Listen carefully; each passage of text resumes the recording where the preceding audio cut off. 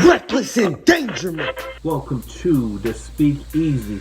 It's your co-host Ernest Thames Usher III, and you are tuned into a segment called Reckless Endangerment, where we focus on all the things that are going on in entertainment, in music, in sports. You know it, you name it, we talk about it. And most importantly, it is for the culture.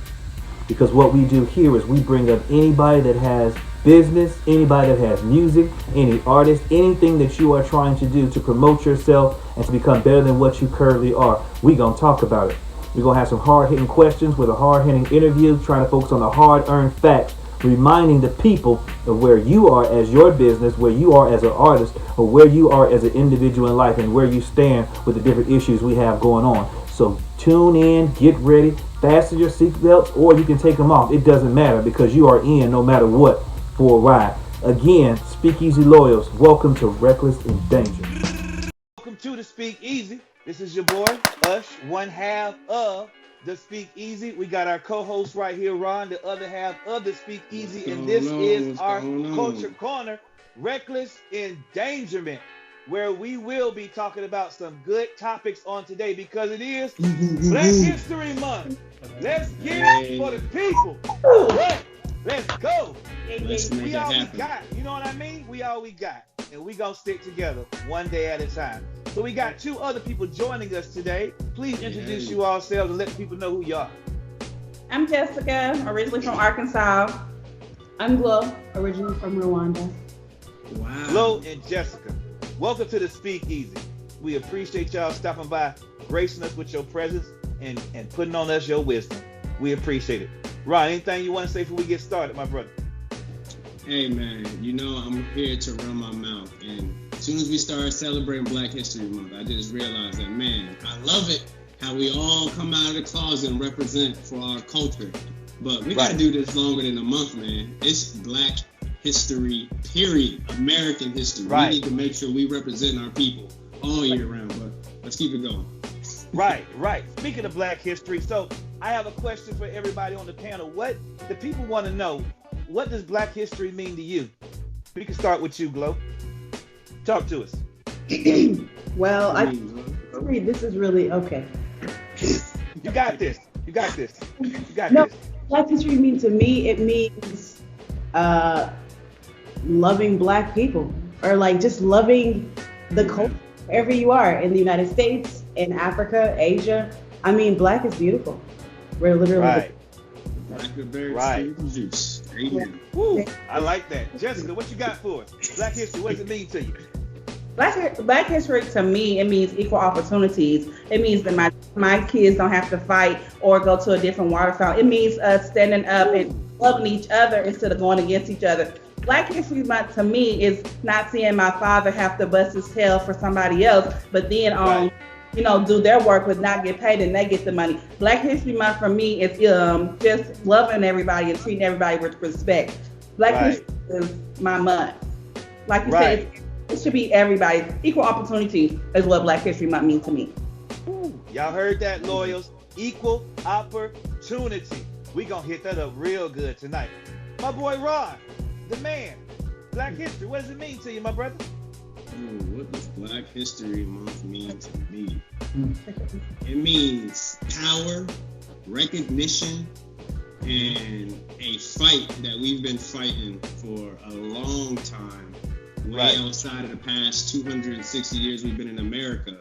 And it's something that we need to do to continue to unite and come together. And it's not a stopping point. We got to keep moving forward. Right.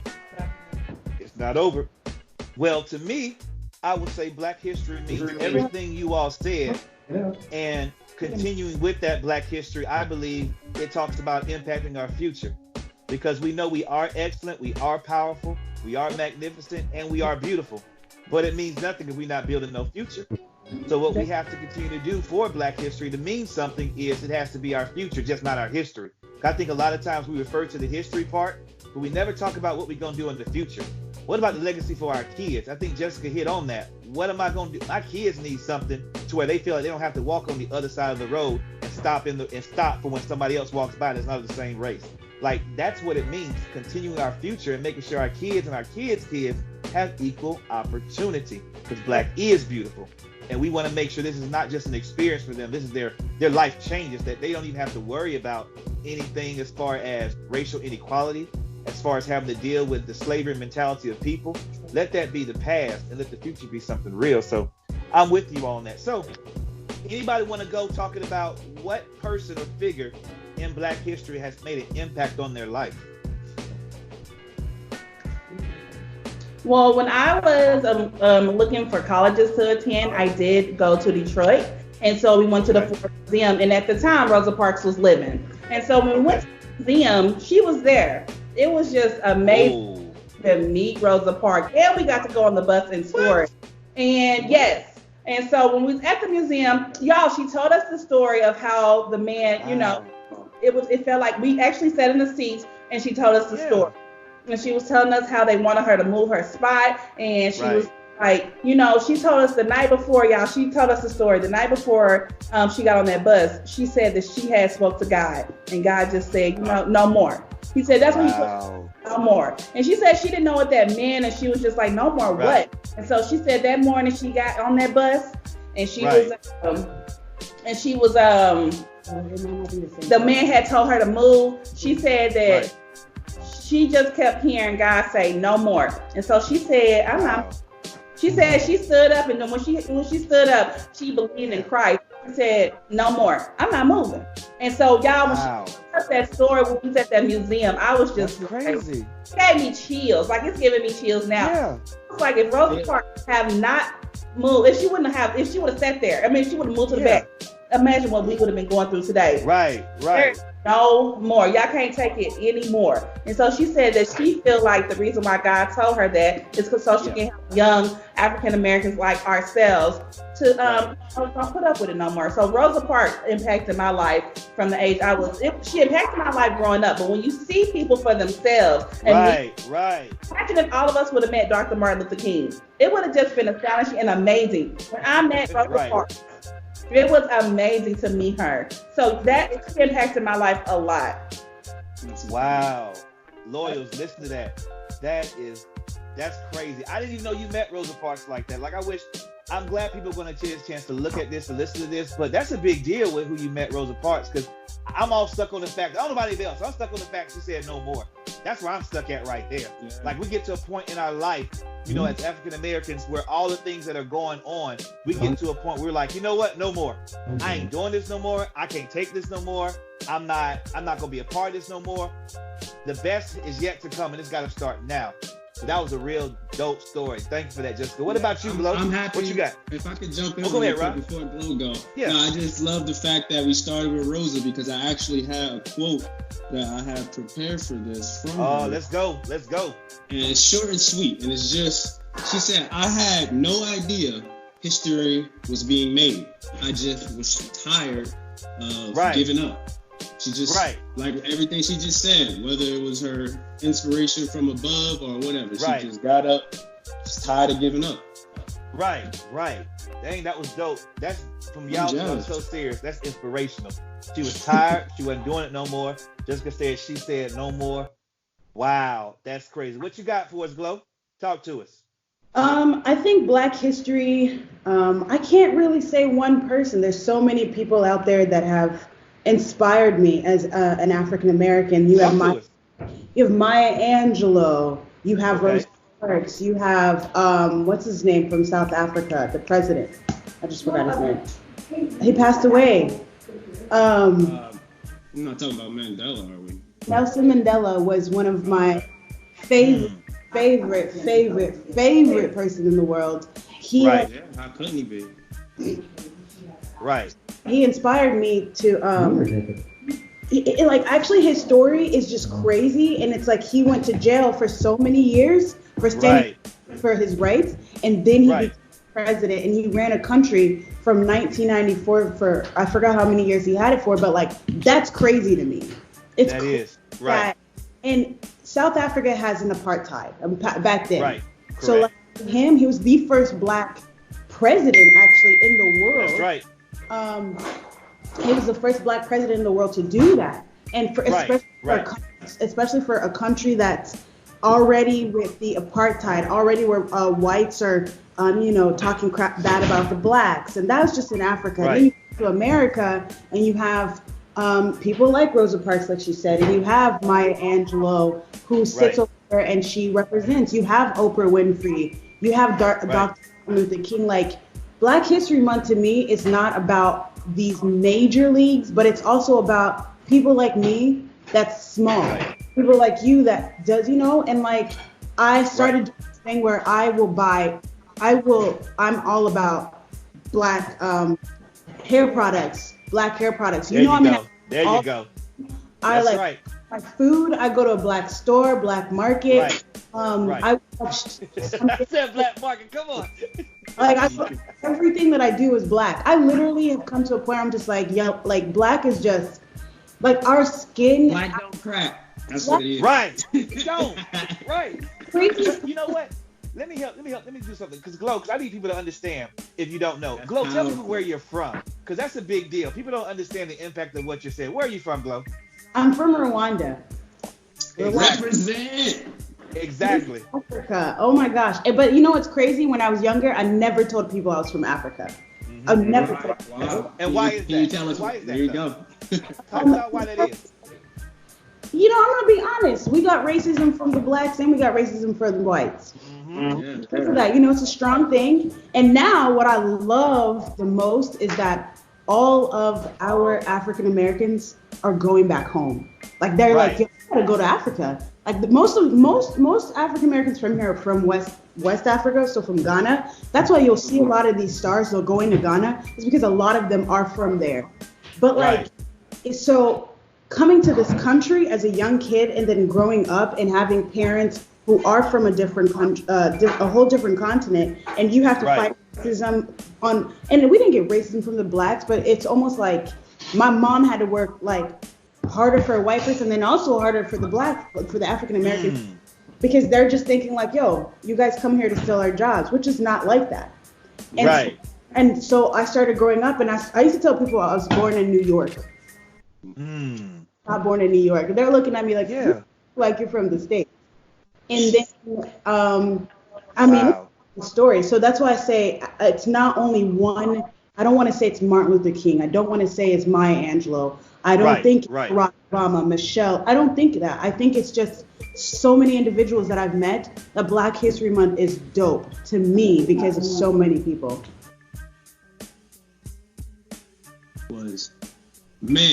What is the pride land, Africa, the beautiness of it? Because in the media, all we hear is the negative thing, the thing that's going on, all the issues. They don't want to talk about the beauty, the gold, the treasure that is Africa, that I consider. Can you tell our people, our listeners, just a little bit about what it's like there? Right. Well, to be honest, it's like when I first went back 2018, I was very shocked. It was I was as shocked as just like a regular, like an American, that it was just weird. I get there and I'm just like, what? It's beautiful. Like it literally looks like I stayed in a 5-star hotel for like 2 nights, and like I stayed down in the village because my family has a house over there. And then like they have restaurants, they have clubs, they have museums, they have everything that we have here. But the best part about it is it's all black people. Like it is so cool. It's so cool, and it's just beautiful. And it's like it's I can't like explaining it to you and showing you a picture gives it no justice. Right.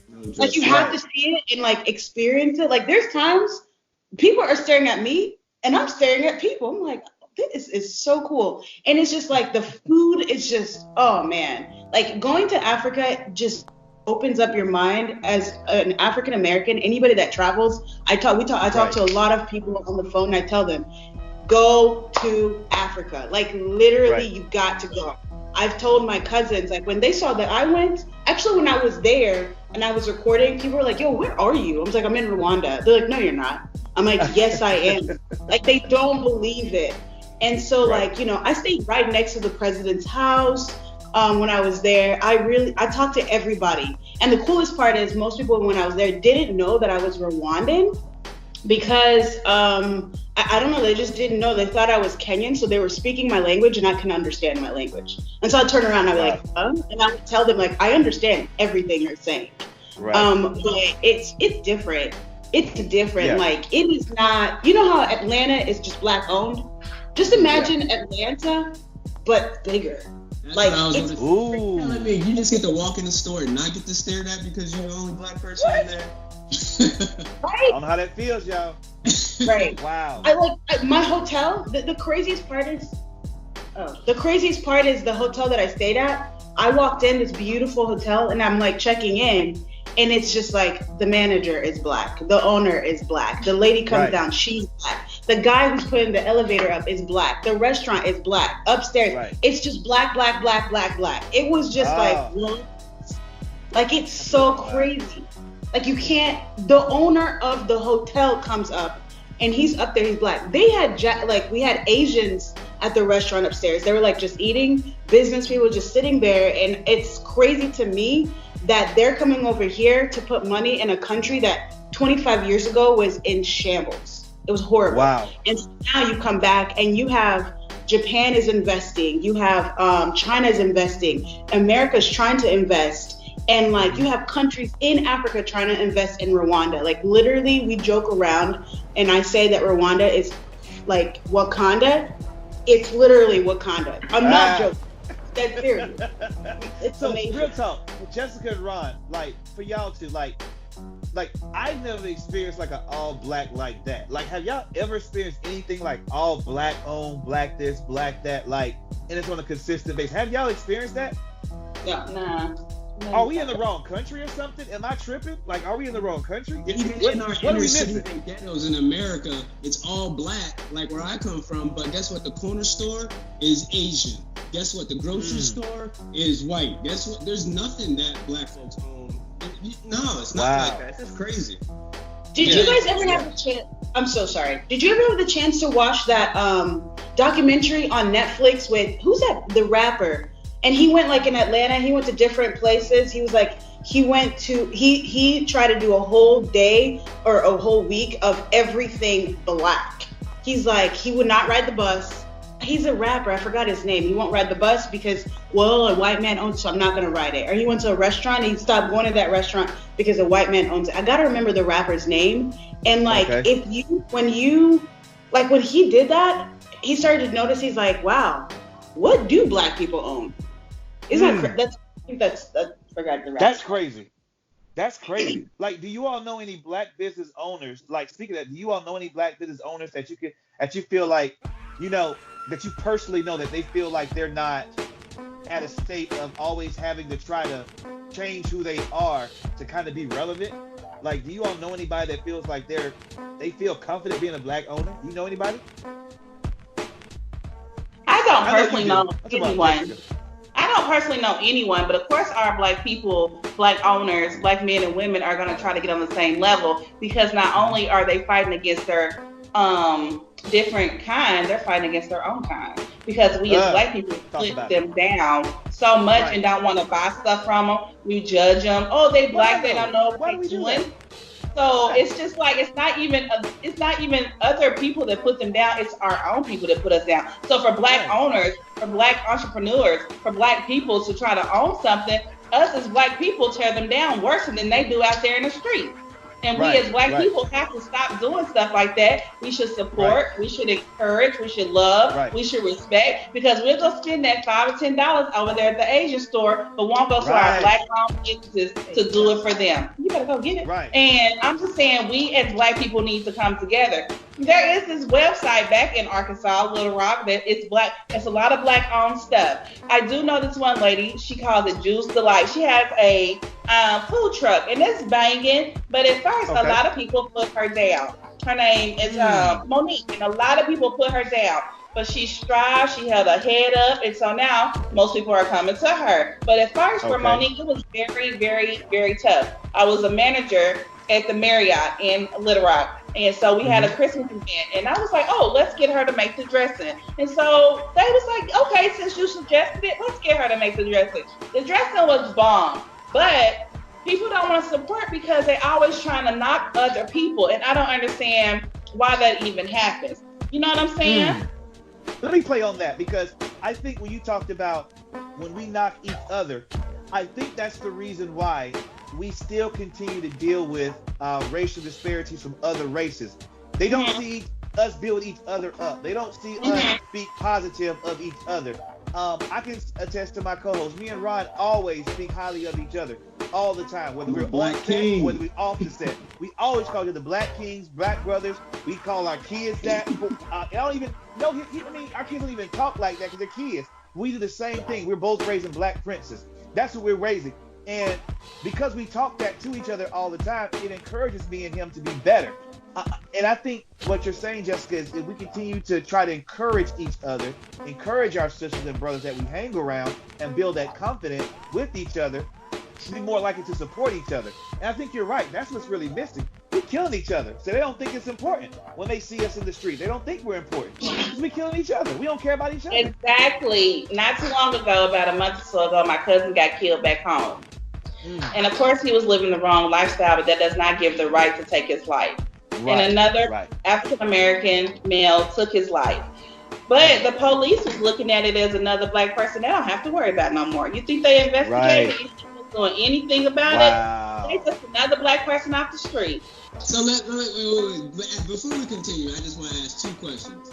This ain't a story from like 1969 that you just gave, is it? No, this happened last month. It's 2020. They still not last month. I'm lying. It happened Thanksgiving. We went home for Thanksgiving. He died a couple of days before we went home for Thanksgiving in 2019. That's crazy. The system's still oppressive.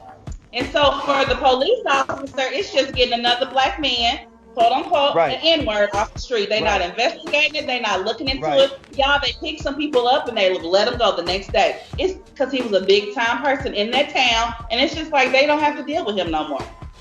Wow. That's crazy. I don't know how I feel about that. Like, I'm outraged, but they're trying to make it as if that's the normal life that we should have.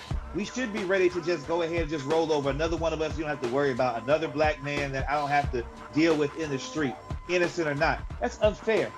And we want equality, but it's as if every time we want equality, it's like the window gets a little bit more closed because we lose another one of our brothers and sisters, and we can't get that life back. Every life is valuable, and everybody keeps talking about this. All lives matter. Needed. Right, but when is our lives gonna matter? All lives actually don't matter to everybody. You know, I don't know how to sometimes deal with that. Sometimes, go ahead, Ron. You were gonna say something. Go ahead. No, I wasn't gonna say anything. I was just last night. Me and Vic was watching the debate, and I was like, Vic, he's from Colombia, Bogota. And I was like, Vic, why are you watching this? And he was like, it's interesting. Most of the people on the debate that frisked and, what was it called, babe? Frisked and when they would frisk you anytime. Yep, in New York. Yep. Into the minority neighborhoods. And they were speaking on this last night. I listened. That's where they wanted people to frisk them at, in the minority neighborhoods where the brown and Black people. That's what they kept saying last night. The brown and Black people. And Vic was like laughing. I was like, what is the brown people? He was like, us, the Latinos. We're the brown people. But they send it into rural areas so they can frisk these people, and they was killing these people. And finally, Barack Obama was like, no more. Y'all are just killing people just because, like, no more. But it was the brown and the Black people that was getting frisked, and they was getting killed. And they were speaking on that last night in the debate. They were saying that we can't be doing this to these young Black men, these young Latino men. You cannot be doing that in these communities if you're not going to do it in other communities. You can't just pinpoint these one communities and then show them like, oh, we don't care because we're going in there killing these people. We have to do it to everybody. That's why Barack Obama stopped it. And he said we can't do that no more. That's right. Because, I mean, how can you look at my sons and our daughters and go and frisk them and make them feel like they've been violated and they've done nothing wrong? These kids have done nothing wrong. We know the story of just Arizona iced tea and some Skittles. And Zimmerman makes it like this kid has done so. This kid did nothing wrong in Florida. Nothing wrong. And so I have to tell my son to look a certain kind of way walking down the street. He didn't do anything wrong. And this frisk thing, these are the things that I feel like continuously happen to us, and people look at us funny. but they don't understand. We don't take lightly to certain jokes that are made about us. We don't take lightly to certain things that are said about us, because we just simply not just want to be equal. We want to leave something for our kids. And I don't want to work scared. I don't want to go to the store scared. I don't want to drive down the street scared that I'll get pulled over. I don't think we deserve that. Why can't we just live in peace and walk in peace and do the things in peace? We don't. It's like, my skin color is not wrong. This is the way I was born. It's beautiful, but it's not accepted by everybody, and that's the problem. But this goes back to what you guys are saying. It's the reason why it's known that blacks are just, it's imprinted in our head that they've put in like, oh, you guys are not worth it. You guys are not worthy. First of all, if you look at it, who was the first surgeon? Who was the first person who found hockey? Right. Who was the first person, the ladies that went to, that helped NASA for them to, you know, who did all of that? If you put if you put a black person down, no matter what you do, a black person is going to succeed. It doesn't matter. No, I mean, we're not going to say this is great, but if you're selling drugs, you got to know how to flip it. If you're working at I'm telling you, you own a corporation. How do you think drug dealers that do this? And back then with, I don't know if we can talk about this, but back then with weed, now you're trying to say that you can go buy it because you know why? The government's not making the money out of it. But you have these people that are dope dealers that run a business. They know they can run a business. They know how to do.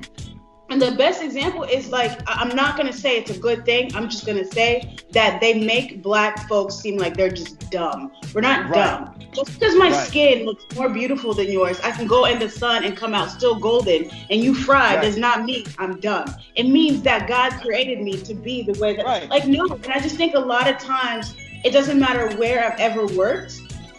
I have to work harder because of the way I look.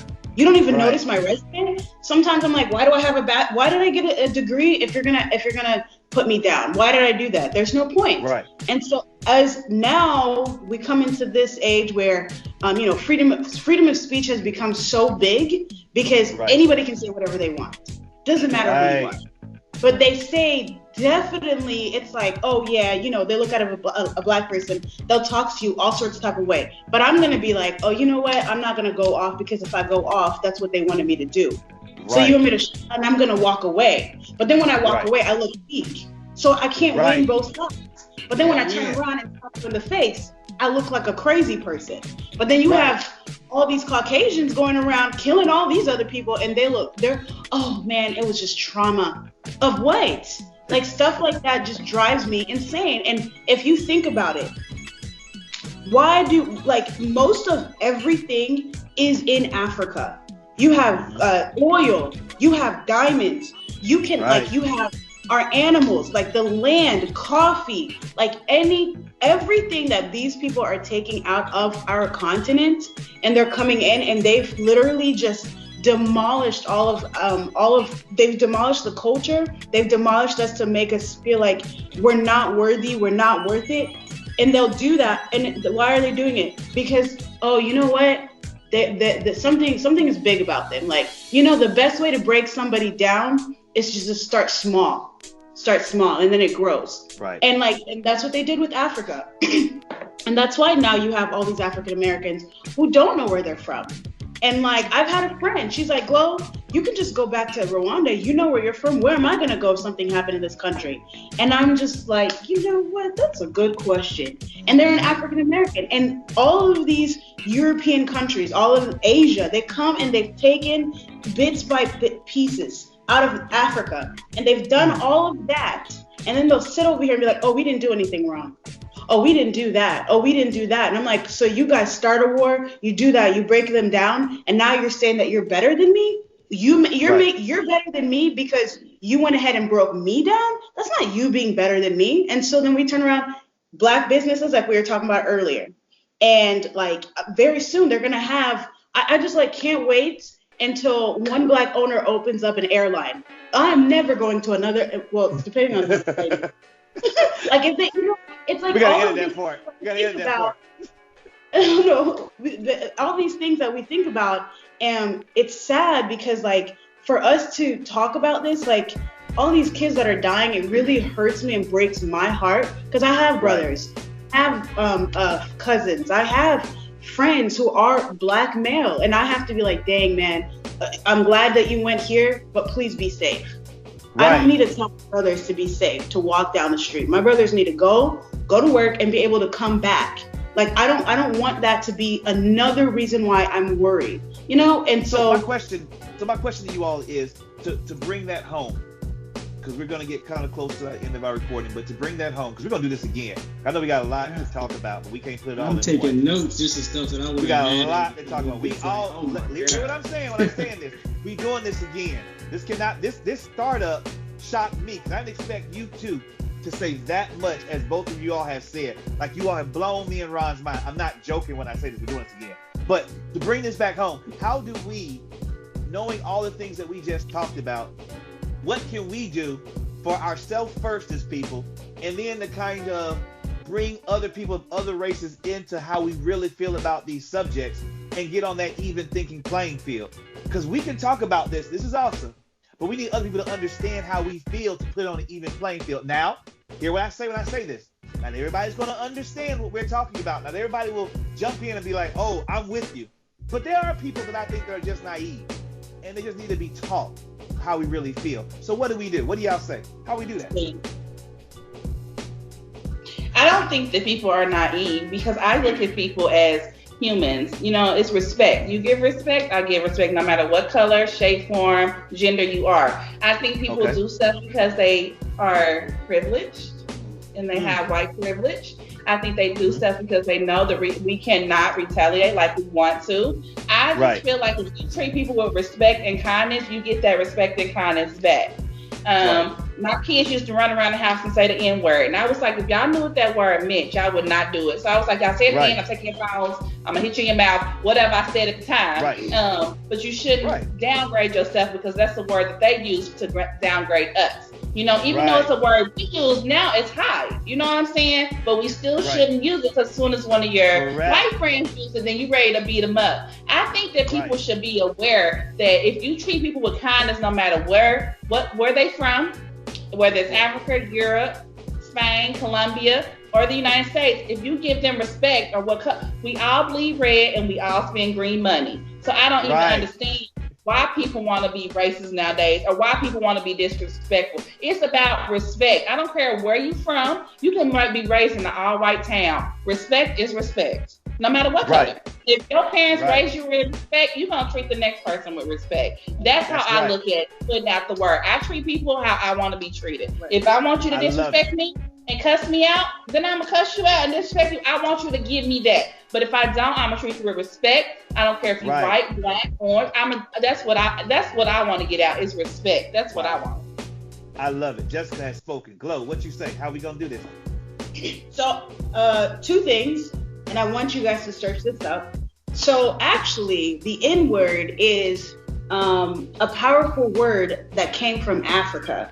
And when they came to this country, the white men took the N-word and twisted it around, and they made it bad. So I want you guys to look that up. I'm not going to give you the details, because I want you to look that up, Ron. You got to look that up. And once you find out, and I'm not going to say, sometimes it slips out, but I'm not going to say, say it all the time. But that's one thing that I had to put out there, because a lot of people don't know that. But I think with to close it up, it's just respect. What she said is great. But it's also, I just want other people to know, like, even if you have a bachelor's, if you're educated in the background, it doesn't matter. You could be street smart. You could be hood smart. You could just be smart no matter what.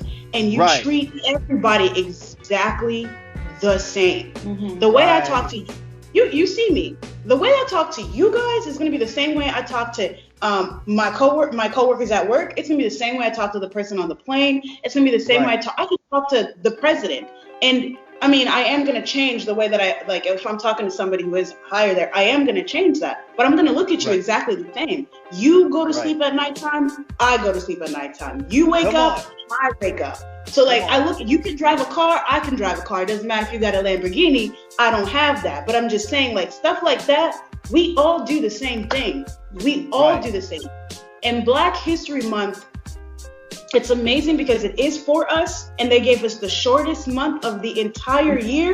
to basically say, oh, we'll give you something. We're going to give you the shortest month in the year. That's also putting me down. And I'm just like, what? So Black History Month for me is respect. Right, respect, right, sir.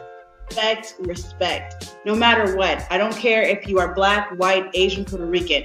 Us as Black people will respect somebody else, but everybody else will not do the same thing coming back. You know what I mean?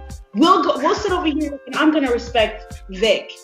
And I'm gonna respect, like, that is us as Black people. We work so hard to make other people almost like care about us and love us that it comes to a point now where, you know what? I don't want to do that. I'm gonna just love you. How about this? I'm gonna open a grocery store down the street. You go ahead and open a bank, and we're just gonna intertwine and work together because nobody else wants to love us. So we're just gonna love each other.